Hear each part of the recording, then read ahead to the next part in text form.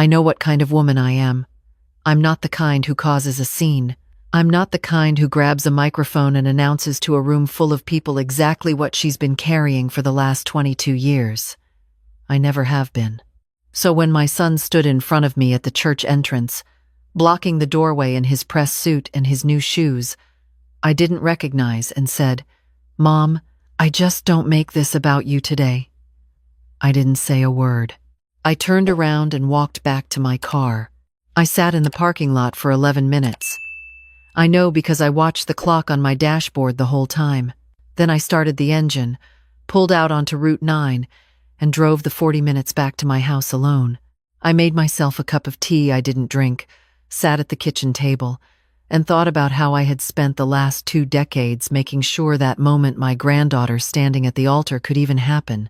Let me tell you who I am first, so you understand what that parking lot meant.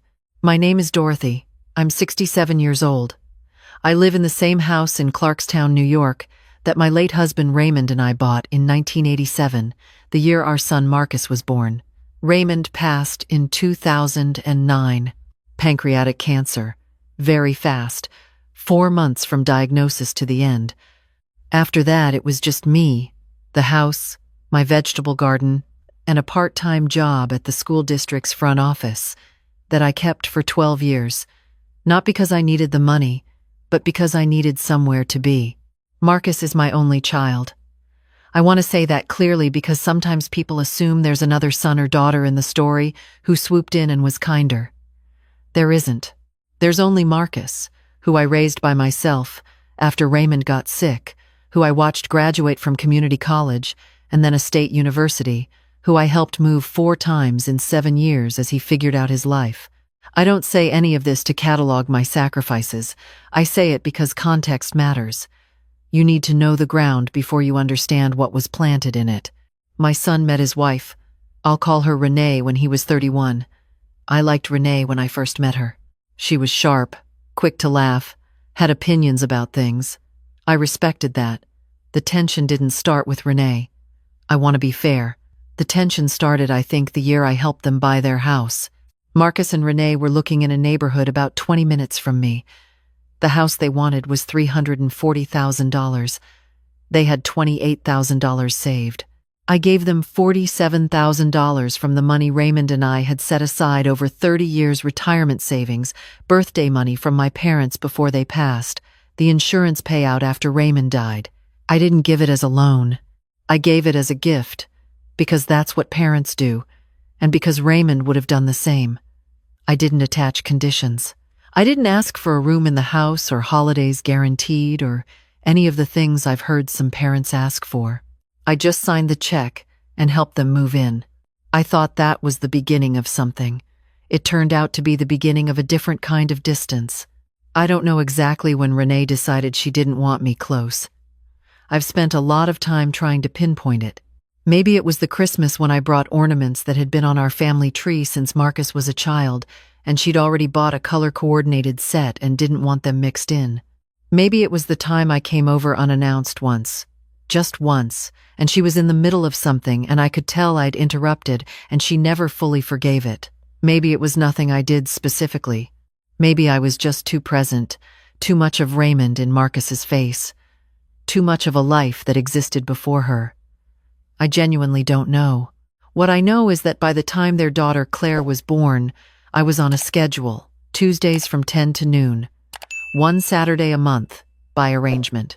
Holidays split between my house and Renee's parents' house in Connecticut, and not always split evenly. I didn't fight it.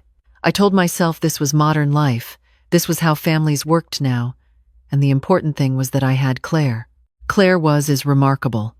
From the time she could talk, she had this way of saying exactly what she meant, without any meanness in it.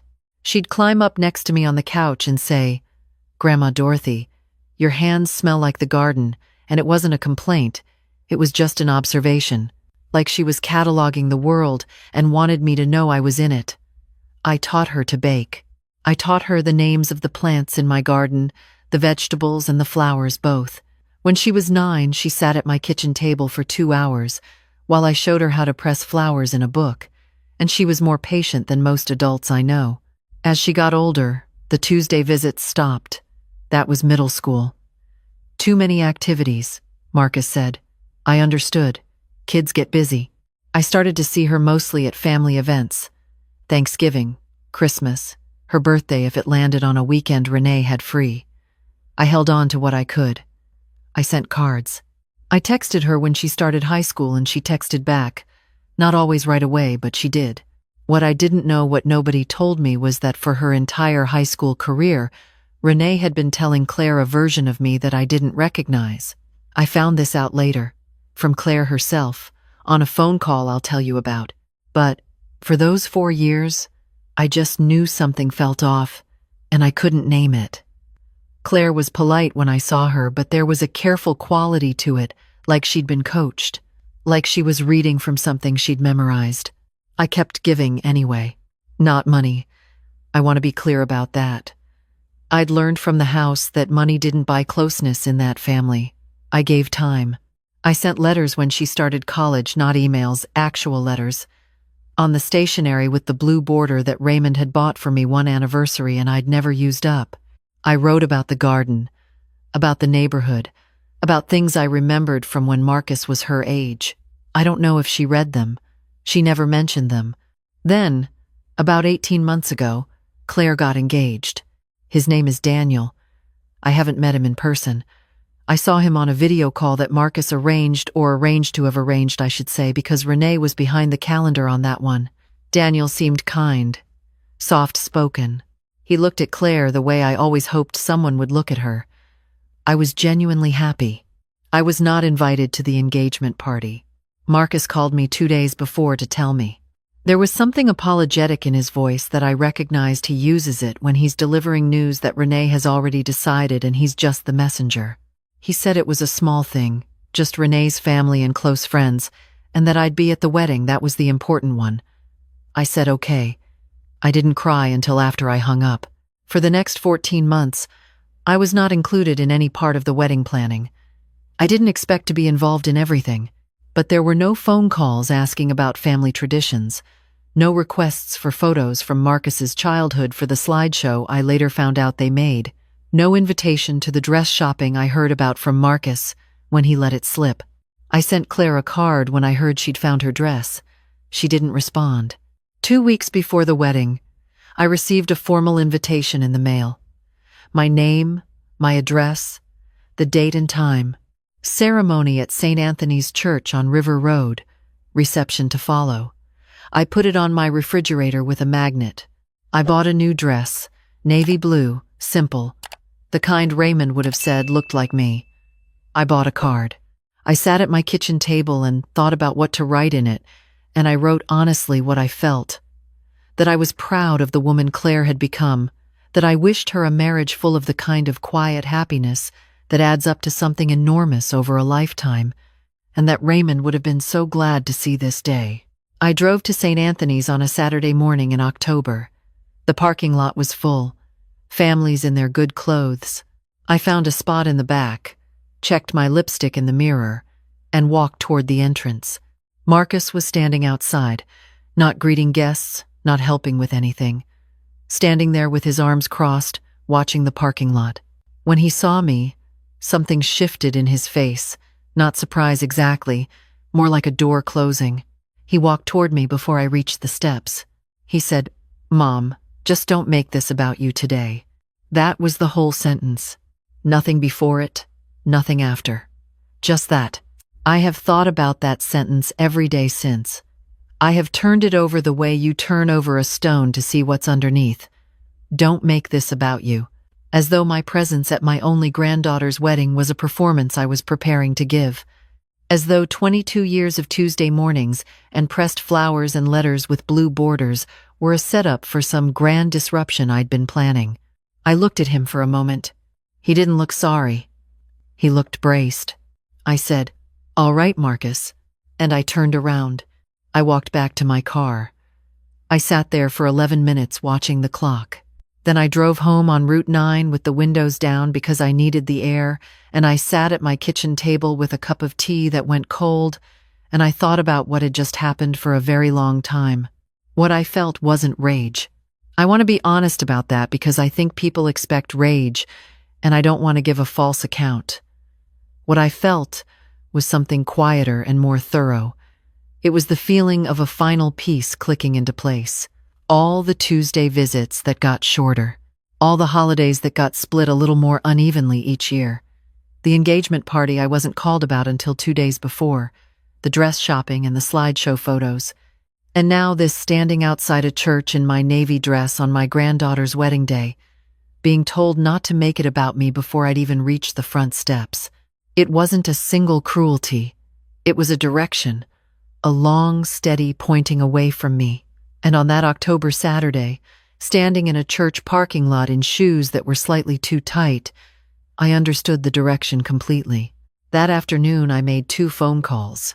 The first was to my attorney, a woman named Patricia, who had handled Raymond's estate and who I'd called a few times over the years for small things. I told her I wanted to review my will. She said she could see me the following Thursday. I said Thursday was fine. The second call I made was to my financial advisor. My name was on 2 accounts. A savings account I'd been adding to since Raymond died, and a small trust I'd set up 4 years earlier with Claire, named as the primary beneficiary. The trust had $83,000 in it. I told my advisor I wanted to discuss restructuring the beneficiary designations. He asked if everything was all right. I said yes. Everything was becoming clearer, I told him. He scheduled a call for Monday morning. That night I sat on the back porch until it got dark. The garden was going dormant for fall, the way it does the tomato plants dry and spent, the marigolds still holding on at the edges. Raymond planted the first rosebush back there in 1991. It's taller than I am now. I looked at it for a long time. 3 days after the wedding, Marcus called. His voice was different from the parking lot voice, softer, with something uncertain in it that I recognized from when he was a teenager and knew he'd done something wrong but hadn't decided yet whether to apologize or justify it. He asked how I was. I told him I was fine. He asked if I was upset about the wedding. I told him I had gone to the wedding and turned around in the parking lot when he told me not to make it about myself. So, yes, I supposed I was. He was quiet for a moment. Then he said Renee had been worried I would say something during the ceremony.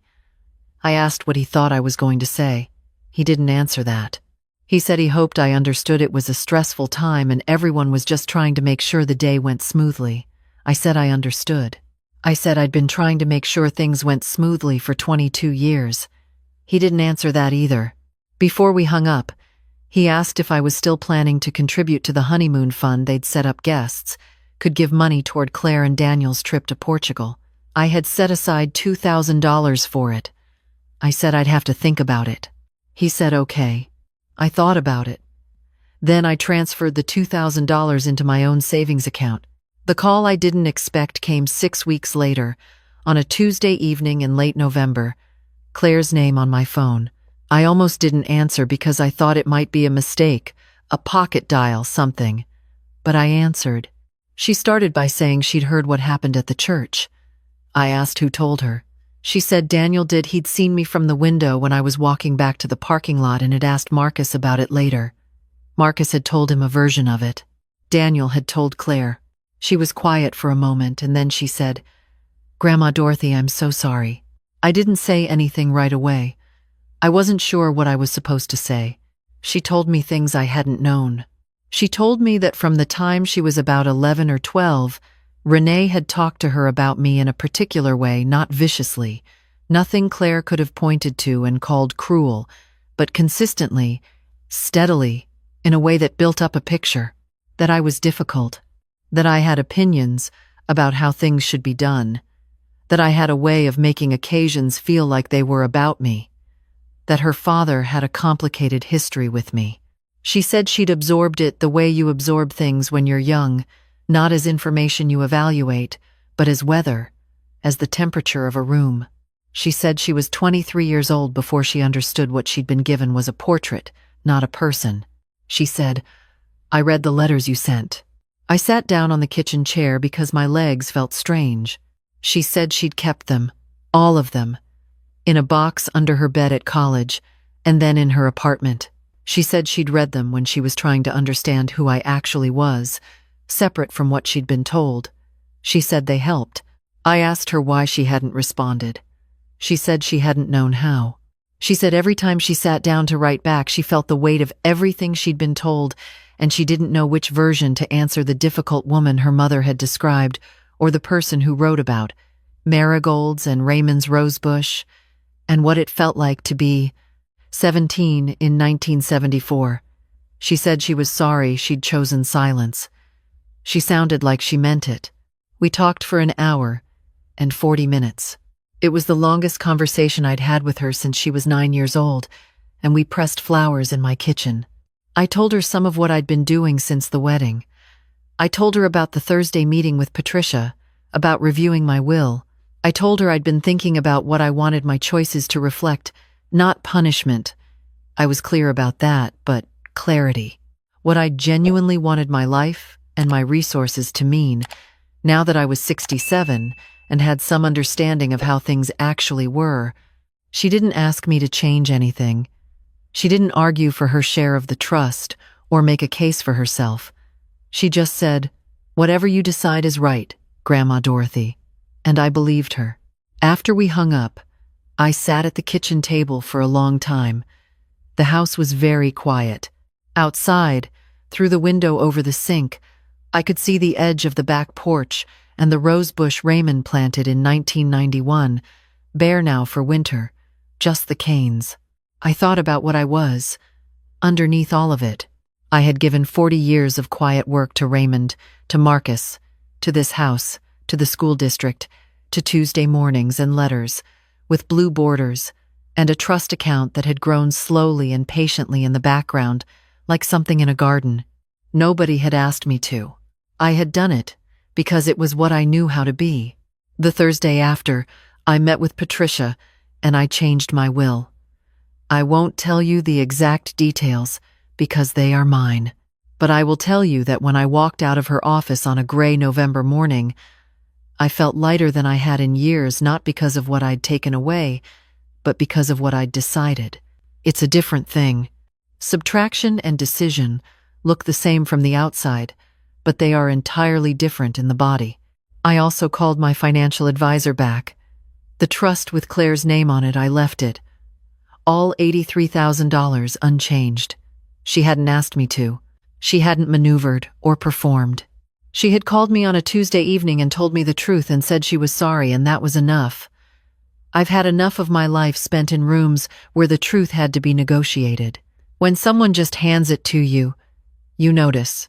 Marcus called again in December, a few weeks before Christmas. He asked if we were doing the usual dinner.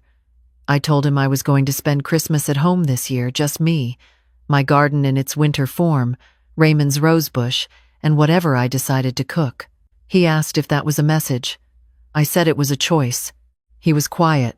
Then he said, "Mom, I didn't think you'd actually leave. I want you to hold that sentence for a second." He didn't think I'd actually leave.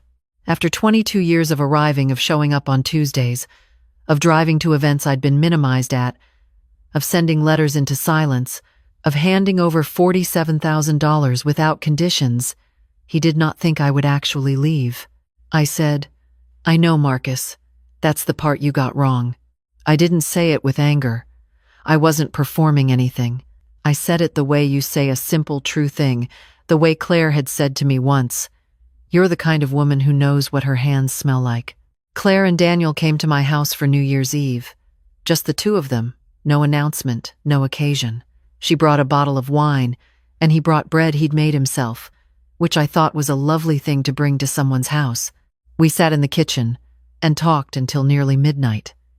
She helped me cut the old canes on Raymond's rosebush before she left. You do it in winter. It helps it come back stronger in the spring. I am not a woman who makes scenes. I never have been. What I am is a woman who kept showing up, quietly, for decades, because I believed in the places I was showing up to.